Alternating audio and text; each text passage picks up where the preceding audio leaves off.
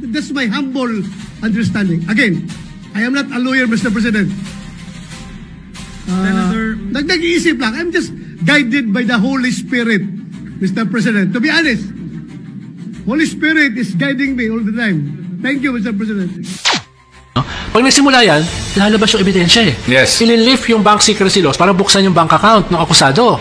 Magte-testify yung mga nasa ICC ngayon na nagsasabi, siya ang reyna ng Tokhang sa Davao. No? Yung COA, magte-testify para ipaliwanag yung kanilang notice of disallowance. No? Si Piatos, baka biglang sumulpot para ipaliwanag kung nakuha ba niya yung pera. No? Yung nagdala ng 120 million ng mga sundalo, yes, magpapaliwanag. So lalabas yung ebidensya. At kung lumabas, very compelling ang ebidensya, yung mga swing senators ba, boboto to acquit. No? Lalo na kung totoo yung sinasabi ni Senator Trillanes na hundreds of millions ang pumasok sa bank account na galing kay Sammy Uy, kay Michael Yang, na mga drug lords at iba pa yung mga pogo lords. So, kung ikaw ay swing votes, nakita mo, naku, yari ako rito. Baka malink ako sa drugs. Yes. Kung i-acquit ko to. So, game changer yun eh. Kaya gusto nila hindi masimulan. Kaya nga sineset nila, inuulit ko, in limbo, dahil sineset nila yung template para ito ay i-reject ng 20th Congress na actually kasama sila. No? Kaya dapat yung pressure ngayon, in 1.5 months, bago mag-convene yung 20th Congress, yung pressure ay we're watching you. Yes. No? Isusumpa namin kayo. Lalo na yung mga kabataan na nagpakita ng puwersa last midterm election. Hindi namin kayo kakalimutan. Yes. Mag-ingat kayo. No? Mag-ingat kayo. Nagsisimula na kami magising. Okay. No? Kaya yun yung dapat pressure. Dahil kung wala kang ganyang pressure, no? Yung kawalangian na yan, magpapatuloy. At saka babanggitin ko lang that the tactic right now of yung mga kaalyado ni VP Sara ay para nagbibigay sila ng mga dahilan kung bakit kailangan daw i-dismiss. Sabi nga ni Bato at ni Bongo na sabi nila kaya nila fina-file itong motion na to ay dahil daw maraming mas importanteng problema ang Pilipinas. Walang kinalaman sa sikmura ang impeachment. No? Yun. That's what you call an appeal to emotion. Okay, ngayon kung hindi matalas ang pag-iisip mo at mabilis ka lang passively na nagtatanggap ng mga naririnig mo, maniniwala ka sa ganyang appeal to emotion na paano naman ang mga ibang mga importanteng mga kailangan priority bills na ipapasa natin, paano ang kaligtasan, ang kapayapaan, ang pagkain na kailangan o medical na tulong na kailangan ng ating mga kababayan. Hindi ba mas importante daw yun? Bakit daw natin tinututukan ang isang vice-presidente? Makakatulong ba daw yan sa mga milyong-milyong mga mamamayan natin na hirapan? Nag-bycam nga sila, nag-meeting nga sila tungkol sa 200 peso wage increase eh. Inaprubahan ba nila? Hindi. Hindi. So ano yung mga pinagsasabi nila sa sikmura? Sahod ang pinakamalaking issue sa sikmura, tapos hindi nila inaprubahan. Ano mga pinagsasabi nila? Ito naman mga to eh. Di ba? Sinasabi nga natin eh, no? Yung mga sinasabi nilang dahilan ay peke. No? Peke yan, no? Okay. Maniwala ba kayo sa bagong revelasyon ni Senador Bato? Na ano daw? That's my humble understanding. Again, I am not a lawyer, Mr. President. Nag-iisip lang. I'm just guided by the Holy Spirit. Guided daw siya ng Holy Spirit. Wala kaya pagkakaiba ito kay Pastor Apollo Kibuloy? Bakit? Di ba noong tumakbo si Pastor Apollo Kibuloy, anong sabi niya? Yon umanong pagtakbo niya ay utos ng kaniyang ama. At ang tinutukoy niya ay ang Diyos Ama. Para uupo siya bilang senador. Nabigo. Dahil ang claim niya, meron siyang mahigit 8 milyon, mahigit lamang 5 milyong bumuto sa kanya. Kung mahigit 8 milyon ang miyembro, asa na yung iba? Ngayon, ang claim ni Senador Bato na guided by, ano daw siya? Guided by...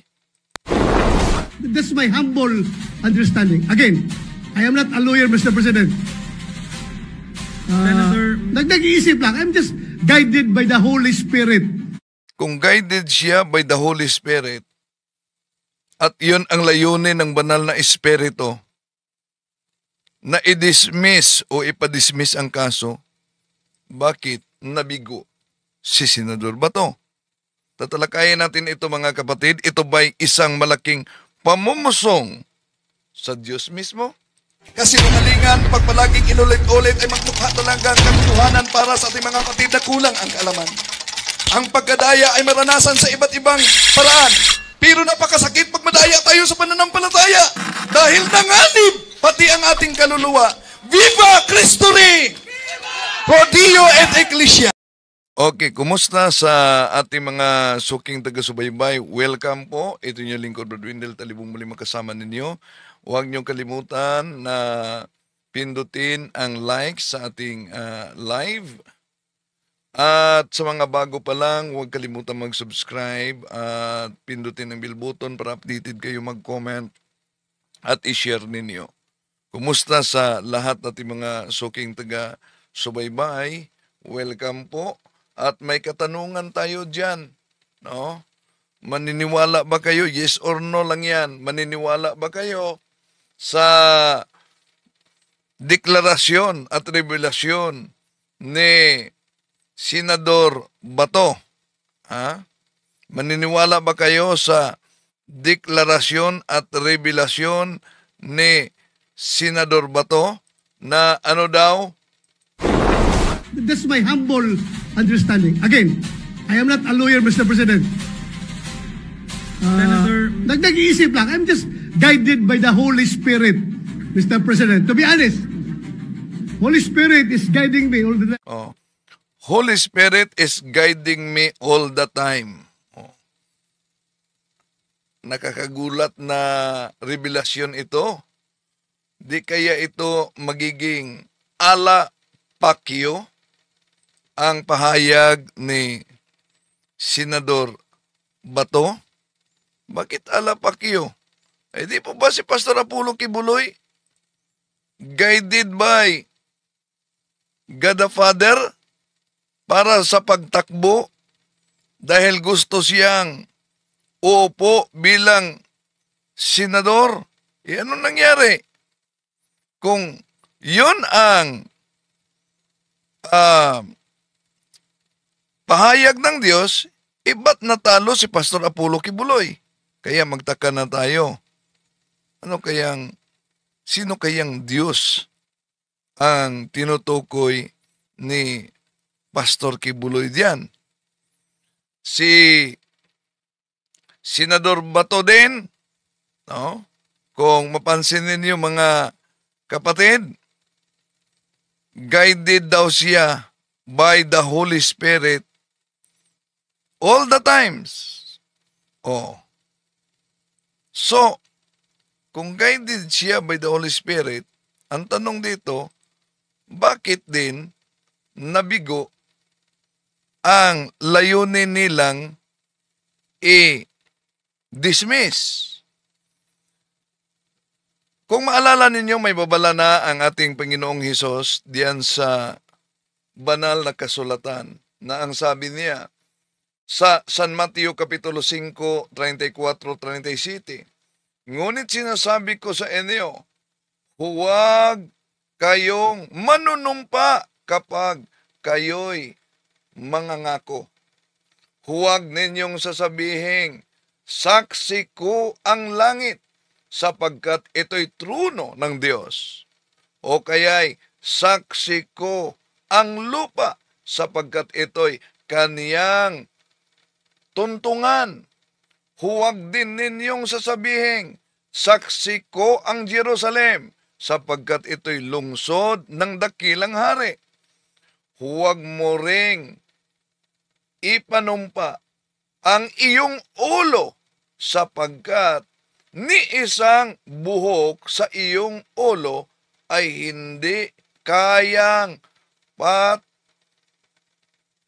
paputiin o paitimin. Pero wala namang buhok si Senador Bato, di po ba? Oh, so kahit sa ulo di pwede manumpa. Bakit? Ano daw?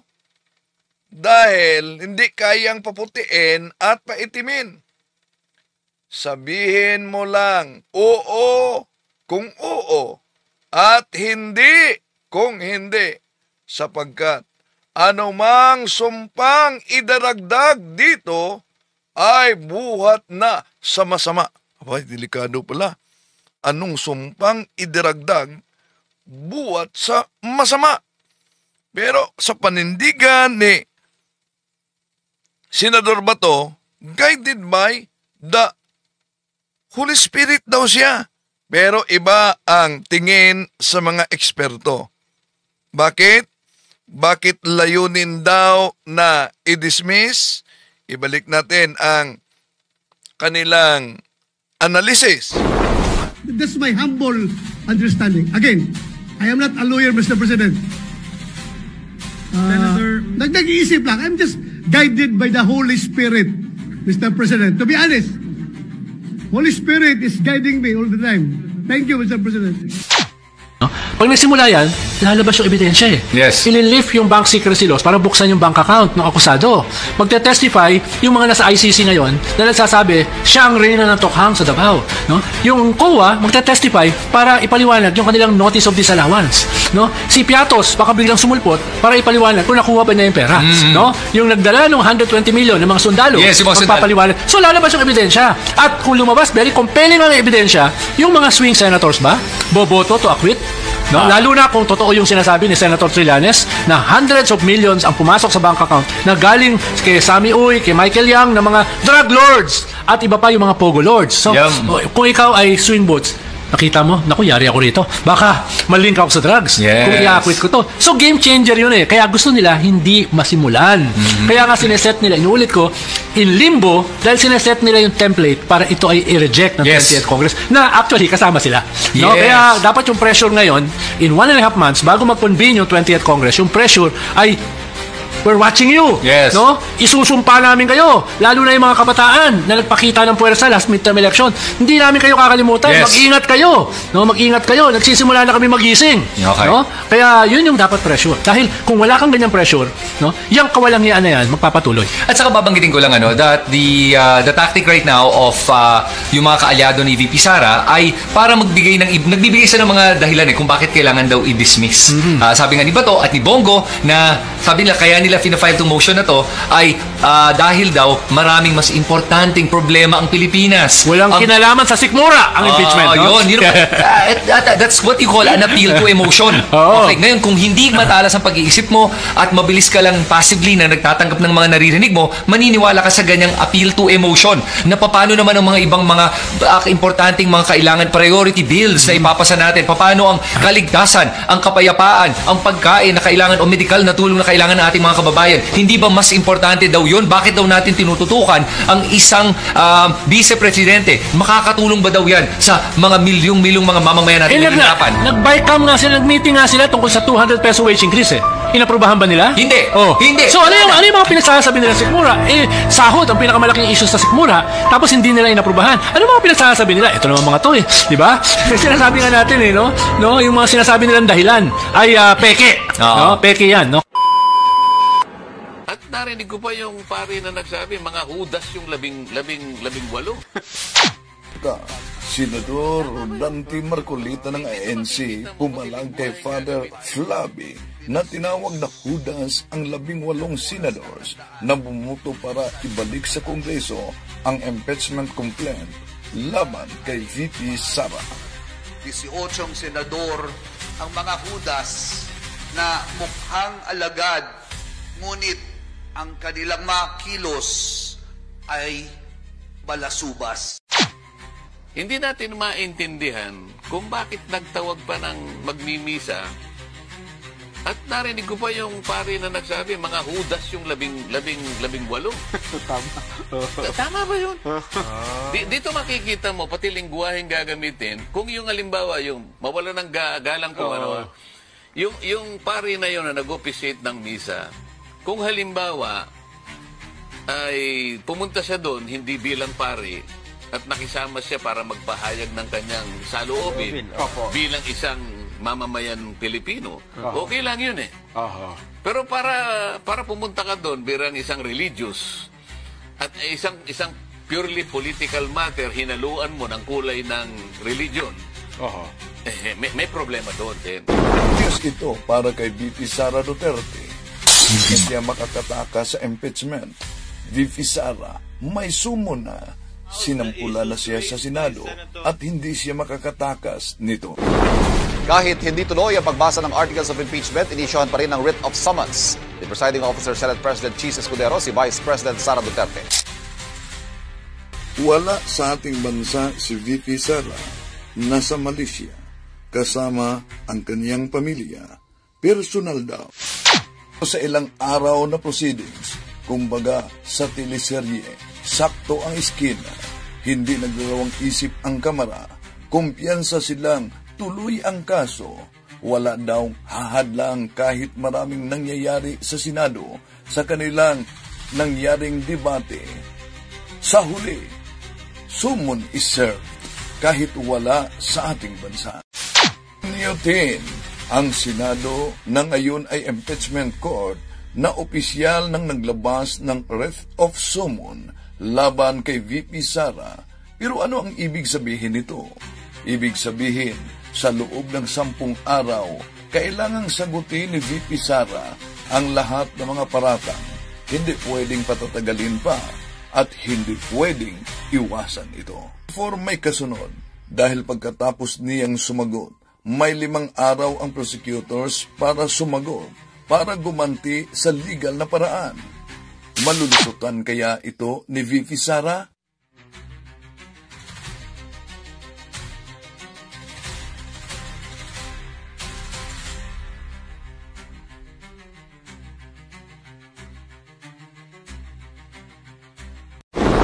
Actually, yung listahan ng bank accounts, madami yan di ba? Noong, was it 2016 na nilabas? Oo. Hanggang ngayon, may file ako niyan. Kasi nung lumabas yan, isa-isa ko pinuntahan lahat ng bangko. At tinanong ko sila isa-isa sa mga nakapangalan sa akin at yung mga accounts. Meron talagang mga accounts doon na hindi alam ng bangko, hindi ko rin alam, pero nandoon siya sa listahan. So, tinatanong ko yung bangko, bakit may ganito? Sabi nila baka non-existent talaga yan na mga accounts. So, meron akong accounting even nung mga sinasabi nilang transactions, tinanong ko din yan sa bank. Kung si Marco Melita ay may buwelta sa paring si Father Flavi dahil ayon sa kanya, di pwede na yung religious haluan daw umano sa politika, di maaari yan. Pero nakalimutan na ba ni Senador Marcolita noong isinagawa ang rally nila, di po ba? Rally para sa kapayapaan, pero walang kaugnayan daw sa politika, ngunit ang ministro ng INC ay binanatan at tinawag pa na ano daw, pakinggan natin. Isang politiko nakalulungkot bago pa sumikat ay laos na.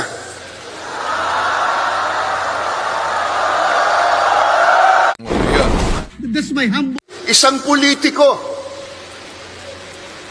nakalulungkot bago pa sumikat ay laos na. At kung maalala ninyo, mismo si Senador Marcolita, ginaya niya ang pahayag na ito na may politiko daw umano na di pa sumikat, laos na. At may tinawag pa siyang politiko na ano daw umano yung politikong yon ay bulaang propeta. Alam niyo na kung sino ang tinutukoy niya. Now, ituloy natin ang ating pagtalakay mga kapatid dahil naputol kagabi. Pumasok tayo sa punto por punto. Ang kaugnay sa ipinagdiwang natin na Solemnity of the Holy Trinity. Kung maalala ninyo, ang mga ministro ni Felix Manalo gumagamit ng mga aklat katoliko para pabulaanan itong aral ng simbahang katoliko kaugnay sa Santissima Trinidad Holy Trinity. Dahil ayon sa kanilang ministro, imbinto lang daw ito ng simbahang katoliko na tayo'y nag-iimbinto ng Diyos. At iba't ibang mga aklat ang ginagamit nila. Pero ilantad natin at sasagutin dahil alam niyo naman, ang kasinungalingan, pag ito'y palaging inulit-ulit, magbuka talagang parang katotohanan sa ating mga kapatid na kulang ang kaalaman. Anong aklat unang ginamit nila? Ito, kabanal-banalang 1:3, ang Diyos ng mga Kristiyano, na ang may akda ay si Father Pedro Sevilla, isang paring Jesuita. Sa pahina 22, ito ang ginagamit ng mga ministro, pakinggan ninyo. Na ang doktrina ng Trinidad o ang aral na ang iisang tunay na Diyos ay may tatlong persona ay hindi lamang po wala sa Biblia, kundi ito po ay kalaban pa ng Biblia. Aminado po ba ang mga nagtataguyod ng doktrina ng tinatawag nilang Trinidad na talagang wala po sa Biblia ang aral nilang yan? Sa isang aklat na isinulat po ng isang paring Katoliko na nagngangalang Pedro Sevilla, ito po ay pinamagatang ang kabanal-banalang isang tatlo ang Diyos ng mga Kristiyano. Ganito po ang ating mababasa. Dito po sa pahina 22, pakinggan po ninyo.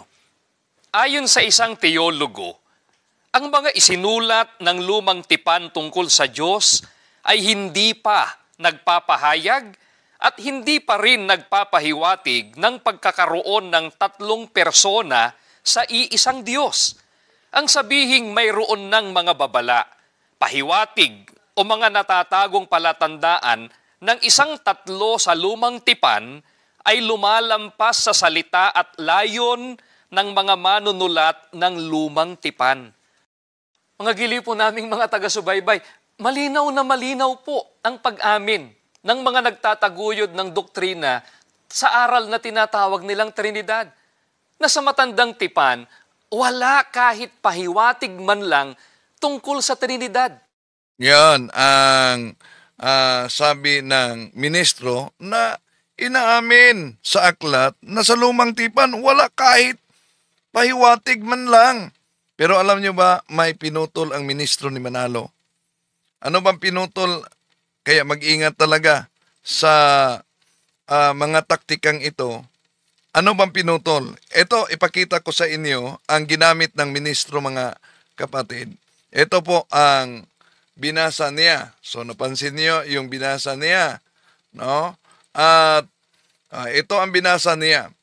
Ayon sa isang teologo, ang mga isinulat ng lumang tipan tungkol sa Diyos ay hindi pa nagpapahayag at hindi pa rin nagpapahiwatig ng pagkakaroon ng tatlong persona sa iisang Diyos. Ang sinasabing mayroon ng mga babala, pahiwatig o mga natatagong palatandaan ng isang tatlo sa lumang tipan ay lumalabas sa salita na layon ng mga manunulat ng lumang tipan. Yan. At ito ang pinutol nila. Ayon sa sinabi na sa atin, nagsisimula tayo sa anak sapagkat ang hiwaga sa kabanal-banalang isang tatlo ay isiniwalat lamang sa pamamagitan ni Jesus. Ang anak sa makatuwid ang pasimula ng lubos na pagkilala natin sa Diyos. Yon ang pinutol nila sa aklat na ito, mga kapatid. No? So, una, bakit sinabi sa naturang aklat na binasa ng ministro ayon sa isang teologo na mga manunulat sa lumang tipan tungkol sa Diyos ay hindi pa nagpapahayag at hindi pa nagpapahiwatig ng pagkakaroon ng tatlong persona? Una, dahil alam naman natin na ang divine revelation was gradually revealed to us by God sa pamamagitan ng kaniyang simbahan. We are not a Bible alone. Yeah? Di tulad sa mga kapatid natin sa iba yung pananampalataya na Bible alone sila. Yun ang pahiwatig. So may pinutol.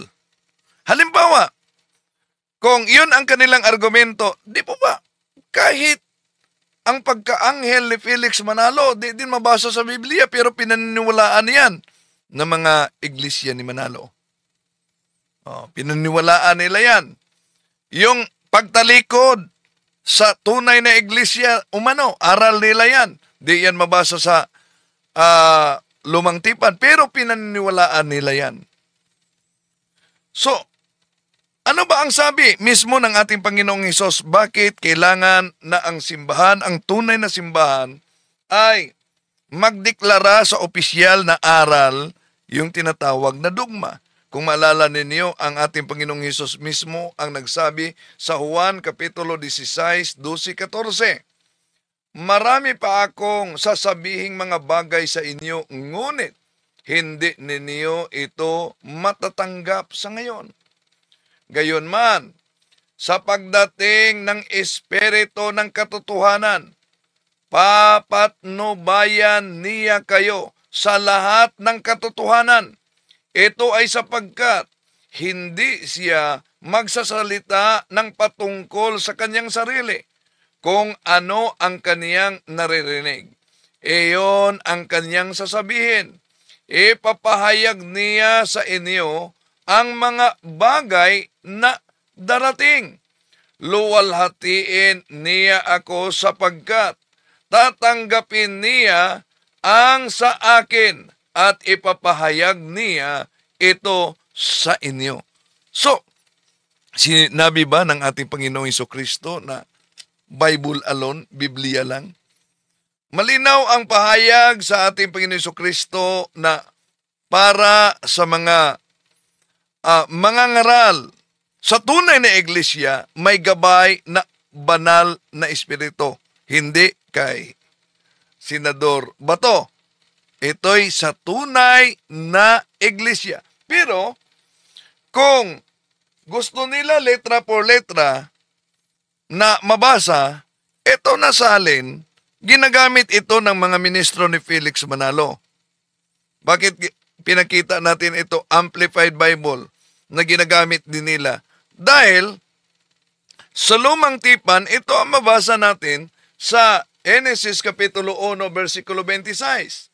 Then God said, let us, Father, Son, and Holy Spirit, make man in our image according to our likeness, not in physical but spiritual, personally, and moral likeness, and let them have complete authority over the fish of the sea, the birds of the air, the cattle, and over the entire earth, and over everything that creeps and crawls on the earth.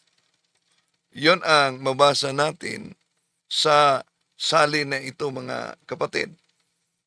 So, di ba hanap nila, pag may mabasa, dapat paniniwalaan. At hindi lang yan, balikan natin, dahil ito ginagamit din ng mga ministro ni Felix Manalo para kontrahen ang doktrina ng simbahang Katoliko kaugnay sa Holy Trinity. Pakinggan ninyo. Ano rin po ang inamin ng mga nagtataguyod ng doktrina ng tinatawag nilang Trinidad ukol naman po sa Bagong Tipan? Sa aklat pa rin ito, pakinggan po ninyo ang kanilang sinasabi sa pahina 69. Ganito ang kanilang pahayag. Wala pang doktrinang formal ng banal na Trinidad sa mga manunulat ng Bagong Tipan. Kung ang tinutukoy natin ay isang tiyak na turo na sa iisang Diyos ay mayroong tatlong magkakapantay na makadiyos na persona. Napakalinaw din po ang pag-amin ng paring ito ng Iglesia Katolika Romana. Ang sabi niya, walang doktrinang formal ng Trinidad sa mga manunulat ng Bagong Tipan. Yan ang ginamit nila at pinagputol-putol nila, mga kapatid. Pero ano po ba ang konteksto sa naturang aklat? Sa pahina 69 hanggang pahina 70, ito po ang ating babasahin mga kapatid dahil pinag-chap-chap na naman ito sa ministro. Ito ang mabasa natin. Pahina 69. Wala pang doktrinang formal ng banal na Trinidad sa mga manunulat sa bagong tipan. Kung ang tinutukoy natin ay isang tiyak na turo na sa iisang Diyos ay mayroong tatlong magkapantay na makadiyos na persona. Ngunit, nandun ang tatlo. O, yan ang pinutol ha. Iniwasan yung ngunit. Diyan lamang sa makadiyos na persona siya. O, yan. Ngunit, nandun na ang tatlo. Ang Ama, Anak, at ang Espiritu. At nandun na rin ang tatluhang balangkas at ang tatluhang formula. Ang tatlo ay hindi tinitingnan sa kanilang kakayahan o personalidad, ngunit sa kanilang papel at misyon sa panukala ng Diyos para sa katubusan ng tao. Kahit si Kristo at hindi ang tatlo ang nasa sentro ng mensahe ng bagong tipan tungkol sa kaligtasan. Merong pagkukulang sa esensya at kaganapan ng turo ng bagong tipan kung hindi pa ipinakilala na si Kristo at ang kaniyang mga gawain ay matalik na kaugnay ng nagliligtas na pagkilos ng Ama at ng banal na Espiritu. Ibig sabihin na nandun na at dapat maipakita ang Trinitaryong batayan ng plano ng Diyos.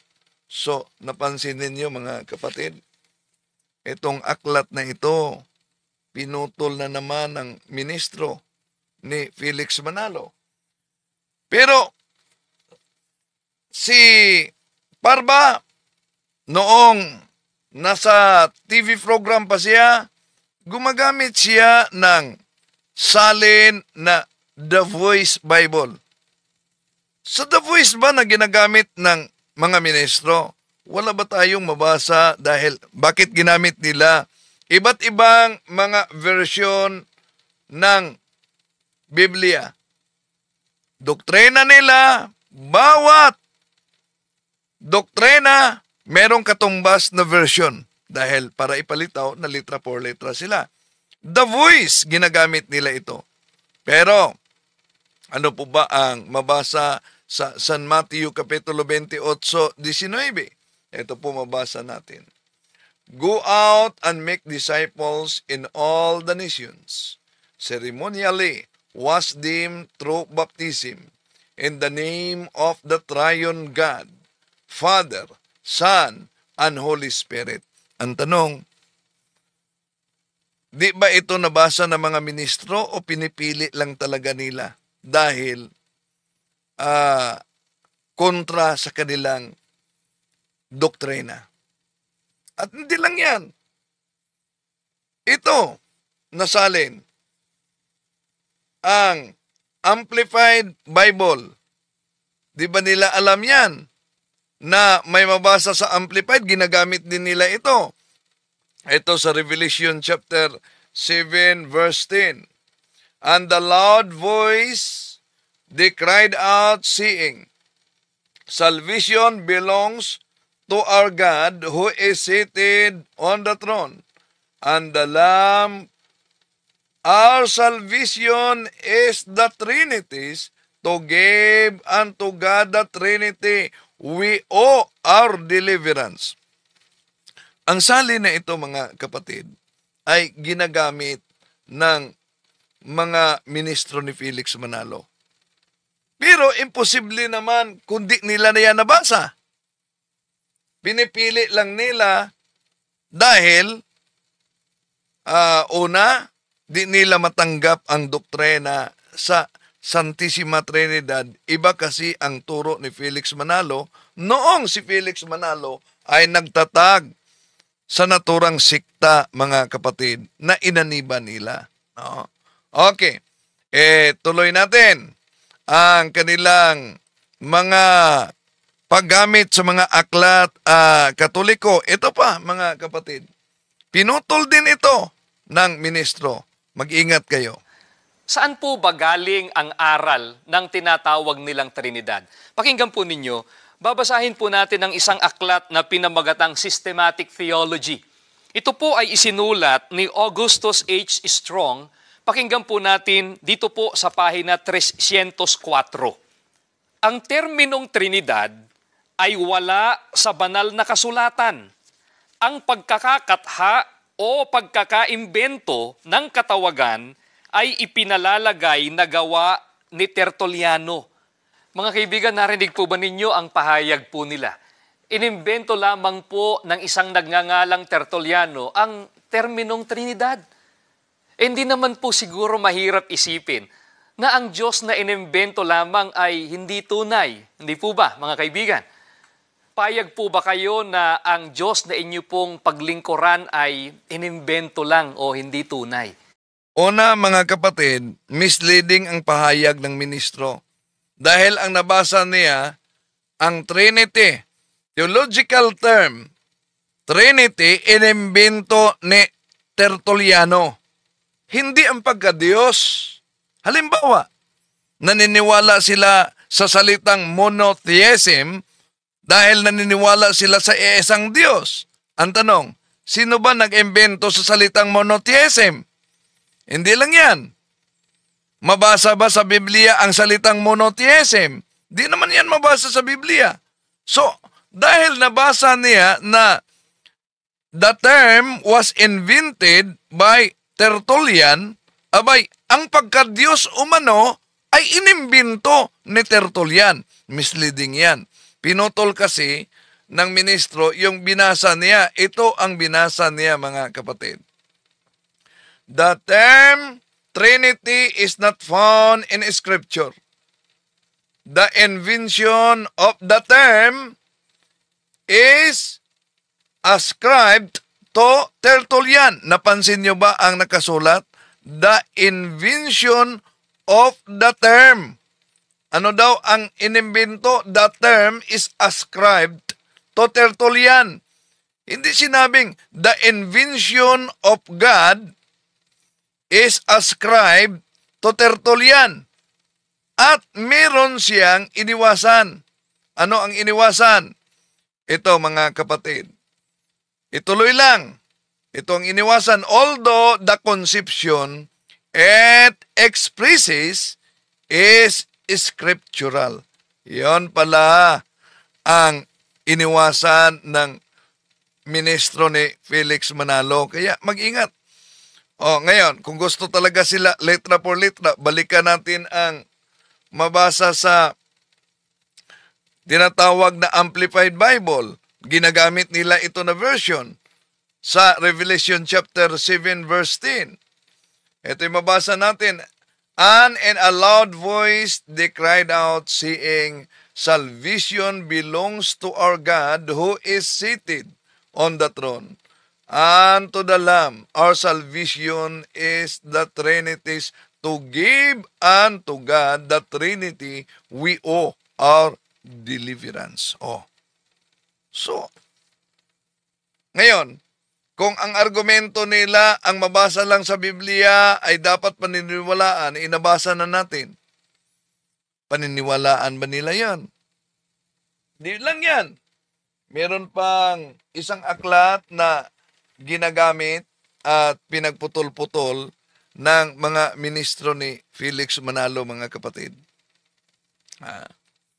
Ano yon? Ito, God and Myself. So, pinutol-putol nila ito. Ano po ba ang mabasa sa naturang aklat na pinagputol-putol nito mga ministro ni Felix Manalo. Ito mga kapatid, pakita natin sa inyo ang aklat na ginagamit nila. Ano pa po ang isang kapansin-pansin sa pag-aming ginawa ng mga nagtataguyod ng mga doktrina ng Trinidad? Sa isa pa po nilang aklat na pinamagatang God and Myself, An Inquiry into the True Religion, ganito po ang ating mababasa dito po sa pahina 118. Ang Trinidad ay isang kamangha-manghang misteryo na walang sino mang nakauunawa nito. Ang pinakamarunong na teologo, ang pinakabanal na papa, ang pinakadakilang santo, silang lahat ay nahihiwagaan dito tulad ng isang batang may 7 taong gulang. Mga kaibigan, hindi po ba kakatuwa ito? Umimbento po sila ng isang Diyos na kahit sino man sa kanila ay wala pong nakakaunawa. Kahit pa raw po ang pinakamarunong nilang teologo, ni ang pinakadakila nilang santo, ay nahihiwagaan daw sa tinatawag na Trinidad, gaya ng isang batang may 7 taong gulang. Paano nga namang maiintindihan ng sino man na iisang Diyos ang anilay 3 persona na pawang mga Diyos? Ayan. May pinutol na naman ang ministro ni Felix Manalo sa aklat na itong God and Myself, na ang may akda ay Otoridad Katoliko, si Martin Scott. Ito po ang mabasa kasi, mga kapatid. Mag-ingat kayo sa mga chap-chap na paraan. Ito ang kanyang binasa. The Trinity is a wonderful mystery. No one understands it. The most learned theologians, the holiest pope, the greatest saint, all are as mystified by it as a child of 7. Anong karugtong? Ito ang karugtong. It is one of the things which we shall know only when we see God face to face. Yun ang konteksto, mga kapatid, na lubos lamang natin makilala ang Diyos kung harap-harapan na natin siya na makita. Ngayon, ibig ba sabihin na ang pinaniniwalaan na Diyos ng mga INC ay hindi talaga misteryo? Yung misteryo ay biyan na sa human mind natin. Bakit? Di ba nila alam, mabasa yan sa Biblia? Kung tignan natin ang mabasa, mga mahal na kapatid, sa Job chapter 11 verse 7. Ano po ba ang mabasa diyan? Dahil parang tutol sila na ang Diyos ay misteryo. Ito po ang mabasa natin. Can you fathom the mysteries of God? Can you prove the limits of the Almighty? So dito pa lang sa Biblia na mabasa natin na ang Diyos ay misteryo beyond sa human mind, mga kapatid. Tama ang nakasulat sa aklat na binasa ng ministro ni Felix Manalo, na ano daw, ang Diyos ay misteryo. Pero iniwasan para mawala ang konteksto, ang karugtong na lubos lamang nating makilala ang Diyos na misteryo kung ano daw, lubos nating makilala kung kaharap at maiharap, haharap na tayo sa Kanya, face to face. Di lang yan. Kung balikan natin ang Amplified Bible, makita natin na kahit na kaharian ng Diyos, misteryo din. Posible di alam ito ng ministro. Sa Lucas 8:13, 10, ito ang mabasa natin mga kapatid. And he said to you, who have been chosen, it has been granted to know and recognize the mysteries of the kingdom of God. But the rest of it is in parables, so that through seeing they may not see, and hearing they may not understand. So, sino ang makapagturo sa misteryo ng kaharian ng Diyos? Yung pinili mismo ng Diyos. At wala namang iba na pinili, kundi nasa tunay lamang na iglesia, mga kapatid. No? So, ngayon, ito bang misteryo na ito, inihayag ng Diyos? Saan? Natural, nasa tunay na iglesia. Mahilig nilang ginagamit itong The Message Bible. Ito mabasa natin sa The Message. This mystery has been kept sa Colossians chapter 1 verse 26-29. This mystery has been kept in the dark for a long time, but now it's out in the open. God wanted everyone, not just Jews, to know this rich and glorious secret inside and out, regardless of their background, regardless of their religious standing. The mystery is a nutshell, is just this: Christ is in you, so therefore you can look forward to sharing in God's glory. It's that simple. That is in a substance of our message. We preach Christ, warning people not to add to the message.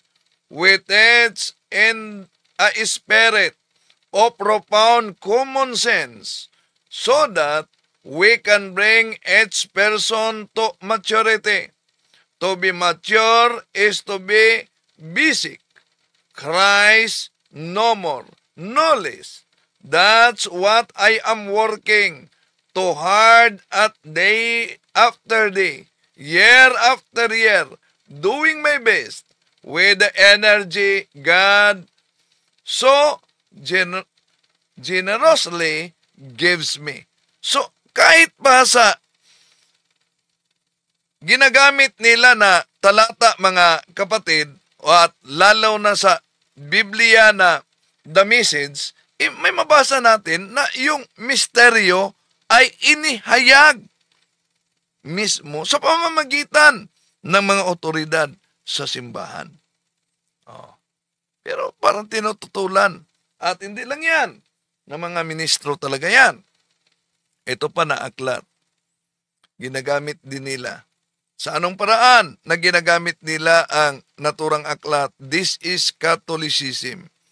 Ito po ang mabasa, mga kapatid, sa aklat na ginagamit nila. Paano nga namang maiintindihan ng sino man na iisang Diyos ang anilay tatlong persona na pawang mga Diyos?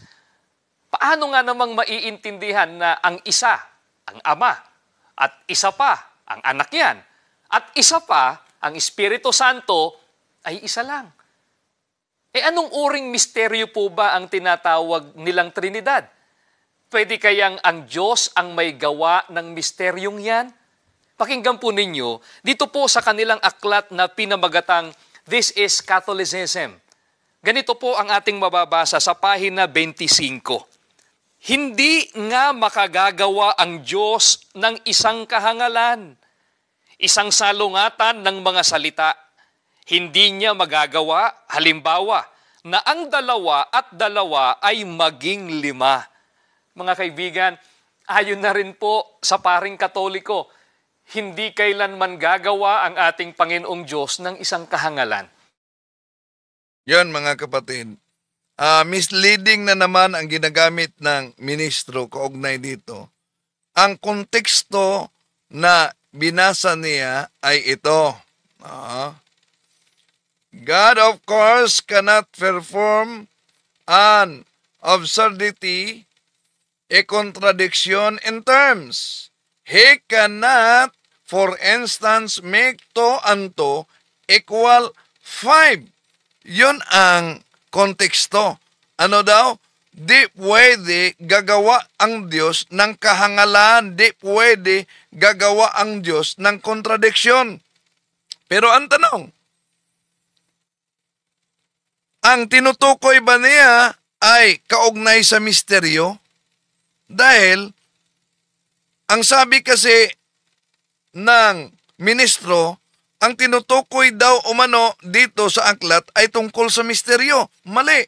Paano nga namang maiintindihan ng sino man na iisang Diyos ang anilay 3 persona na pawang mga Diyos? Paano nga namang maiintindihan na ang isa, ang Ama, at isa pa, ang anak yan, at isa pa, ang Espiritu Santo, ay isa lang? Anong uring misteryo po ba ang tinatawag nilang Trinidad? Pwede kayang ang Diyos ang may gawa ng misteryong yan? Pakinggan po ninyo, dito po sa kanilang aklat na pinamagatang This is Catholicism. Ganito po ang ating mababasa sa pahina 25. Hindi nga makagagawa ang Diyos ng isang kahangalan. So, una mga kapatid, malinaw ang binasa. Hindi nga makakagawa ang Diyos ng isang kahangalan. Di naman sinabi diyang, hindi nga makakagawa ang Diyos ng isang misteryo. Pero, yung binasa niya dito, iniugnay niya sa misteryo. Ang iniiwasan niya, dito mga kapatid, alam niyo, ang iniiwasan, walang iba, yung misteryo of the Holy Trinity.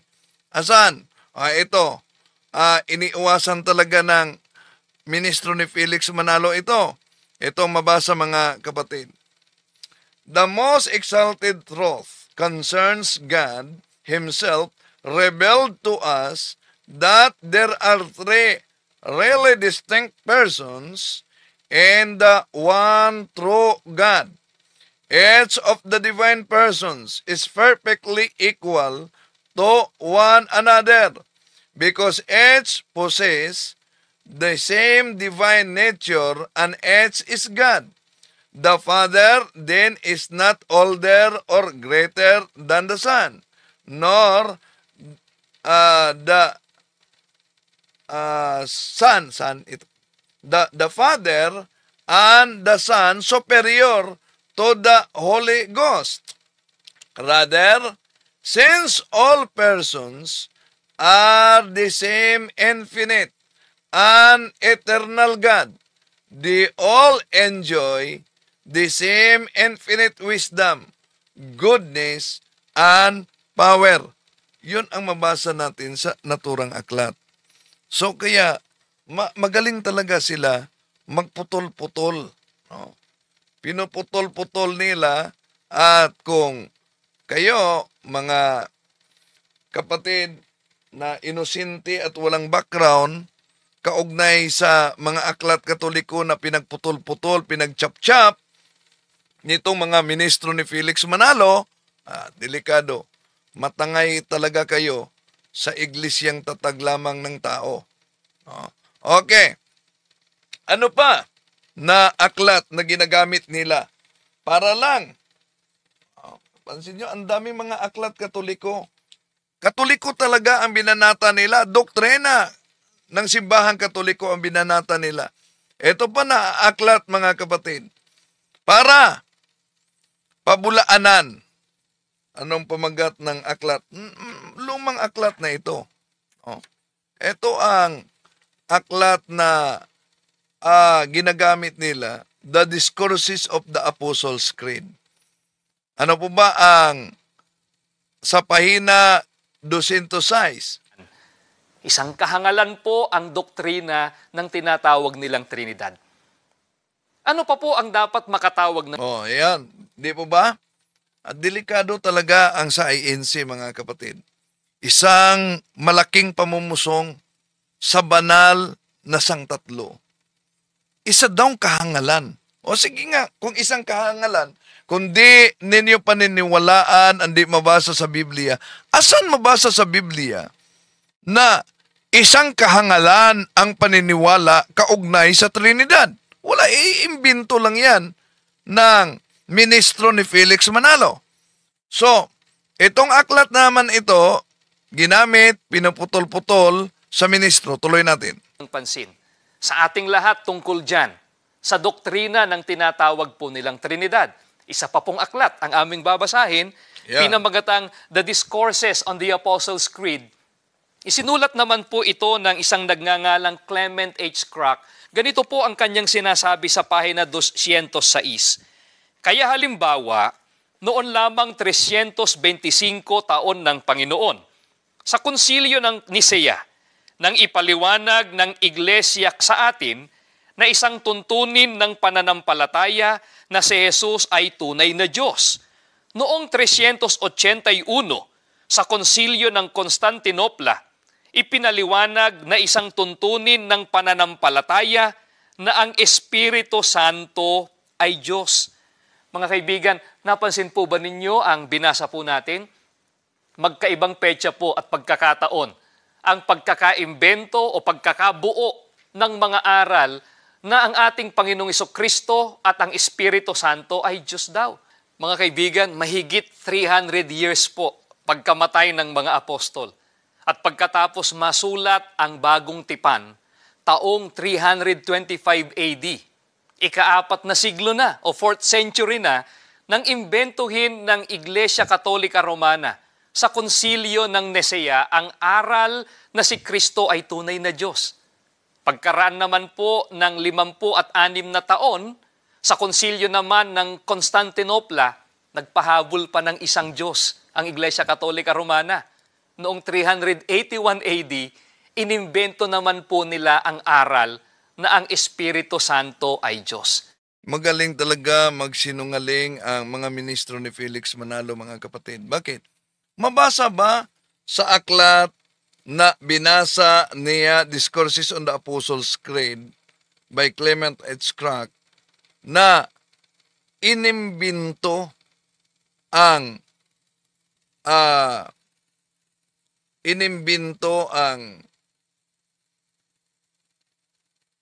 Trinidad?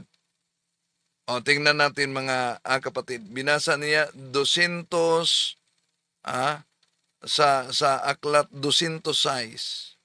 O, silipin natin dito sa aklat na ito, 206 daw. Mabasa na inimbento ng simbahang Katoliko. Okay. Ano ba ang konteksto sa naturang aklat? Ito po mga kapatid, ang mabasa sa 206 na ginagamit niya. Thus, for example, it was not until 325 Anno Domini at the Council of Nicaea that the Church defined for us that it was an article of faith that Jesus Christ is truly God. And in 381, at the Council of Constantinople, it was defined that it is an article of faith that the Holy Ghost is God. Ito ang iniwasan din. These were no new doctrines. It was only after they were being denied that the church reaffirmed and made clear what had been taught by Christ and His apostles. Yun ang mabasa natin sa aklat na itong Discourses of the Apostles' Creed. Asan yung sinabi niyang inimbento? It was defined by the council. Halimbawa, kung idiniklara ng simbahang Katoliko, ibig sabihin inimbento, at kung inimbento ng simbahang Katoliko, ibig sabihin di pwedeng tanggapin dahil idiniklara ng konsilyo, inimbento ng simbahang Katoliko. Ang tanong, ano ang nakasulat sa kanilang Pasugo Magazine kaugnay sa Biblia? Sino ba ang nagdeklarar sa Biblia. Silipin muna natin ang Pasugo Magazine nila. Ito. Sa Hunyo 1951, page 27. Ang Konsilyo ng Trento noong 1546 ay nagpahayag na ang lahat na aklat ng matanda at bagong tipan na nasa Bibliang Katoliko ay mga banal at naaayon sa batas. So ano daw? Kailan? 1546. Sa Konsilyo ng Trento, huling-huli na, ikumpara sa pagdeklara sa Simbahang Katoliko kaugnay sa hypostatic union ng ating Panginoon Jesucristo, both human and divine. Pero, bakit idineklara yon batay sa aklat na ginagamit at iniwasan ng mga ministro? Dahil may Arianism. At ang modernong Arianism ngayon, yung sikta ni Felix Manalo, na nagtuturo na si Kristo'y tao, hindi Diyos. Kaya idineklara, kaya mabasa natin, reaffirm. No? At yon ang iniwasan ng ministro ni Felix Manalo para pabulaanan. Ito ang mabasa, mga kapatid. Asan ang invento dyan? Thus, for example, it was not until 325 Anno Domini at the Council of Nicaea that the Church defined for us that it was an article of faith that Jesus is truly God. And 381 Anno Domini at the Council of Constantinople, it was defined that it is an article of faith that the Holy Ghost is God. These were no new doctrines. It was only after they were being denied that the church reaffirmed and made clear what had been taught by Christ and His apostles. Yun ang mabasa natin, mga kapatid. Asan ang imbento? Idineklara ang hindi bagong katotohanan. Kaya, kung idineklara ang di mabagong katotohanan, mga mahal na kapatid, balikan natin ang deklarasyon sa Biblia. Kailan nadeklara ang Biblia ayon at nakasulat sa kanilang Pasugo Magazine? Ito, Pasugo Hunyo 1951, page 27. Ang Konsilyo ng Trento noong 1546 ay nagpahayag na ang lahat ng mga aklat ng matanda at bagong tipan na nasa Bibliang Katoliko ay mga banal at naaayon sa batas. Ngayon, ang tanong, dahil po ba idineklara sa Konsilyo ng Trento sa taong 1546, ibig po ba sabihin ang Biblia di dapat tanggapin sa INC dahil 1546 inimbento? Yun po ba? Ang tanong, bakit tinanggap nila yan? Ang Biblia. Ba't kinopya nila? O isip-isip naman pag may time, di ba? Ba't kinopya nila? Di lang yan. Ito pa, mabasa natin sa kanilang Pasugo Magazine. Balikan natin. Hunyo 1951, page 27. Ito, mabasa natin. Ang batas ng Iglesia Katolika na mataimtim, na maingat, na sinisiyasat at tinitiyak ng konsilyo ay siya ring nasa mga talaan ng mga banal na aklat na inihayag ng konsilyo ng Florencia noong 1441, Cartago noong taong 397, Hippo noong taong 393, Laodicea noong taong 363, at ng mga Papa Inocencio noong taong 401, Hormidas noong taong 514-523, Gelasius noong taong 492-496, at ng Papa Damaso noong taong 360. O iyon, ang deklarasyon sa Biblia. Ang tanong, kung tutol sila na idineklara ng konsilyo ng simbahang Katoliko ang divinity of our Lord Jesus, hindi yan ibig sabihin na ang simbahang Katoliko ay naggawa ng Diyos. Idineklara lang ang di mabagong katotohanan. Gaya sa nabasa natin na ang mga aklat sa luma at bagong tipan, idineklara ng konsilyo na banal. Ibig ba sabihin, inimbinto lang ng simbahang Katoliko ang pagkabanal sa naturang mga aklat. Kaya isip-isip naman pag may time. Okay? So, yon ang isa sa mga ginagamit ng mga ministro ni Felix Manalo at ating pinakita sa inyo para kung sakali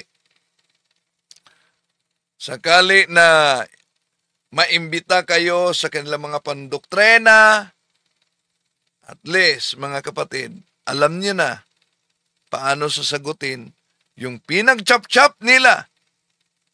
Tandaan natin na minsan lang tayo dadaan sa mundong ito. At sa ating pagdaan sa mundong ito, huwag nating kalimutan, mga kapatid, na ang pagkadaya maranasan sa iba't ibang paraan. Pero napaka-delikado pag madaya tayo sa pananampalataya. Kung panindigan nila na dapat mabasa sa Biblia, malinaw naman mabasa sa Biblia.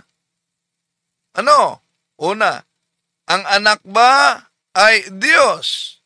Ito, mabasa natin sa Biblia, mga kapatid. Kung ang anak ba ay Diyos. Ito. Juan 1:18 ang salita ng buhay. Wala pang nakakita sa Diyos Ama kahit kailan. Subalit, ipinakilala siya sa atin ng Diyos Anak.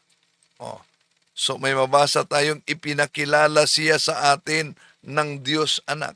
Tanong, ang banal na Espiritu ba ay Diyos? Tingnan natin ang mabasa sa Gawa Kapitulo 5, versikulo 3 hanggang 4.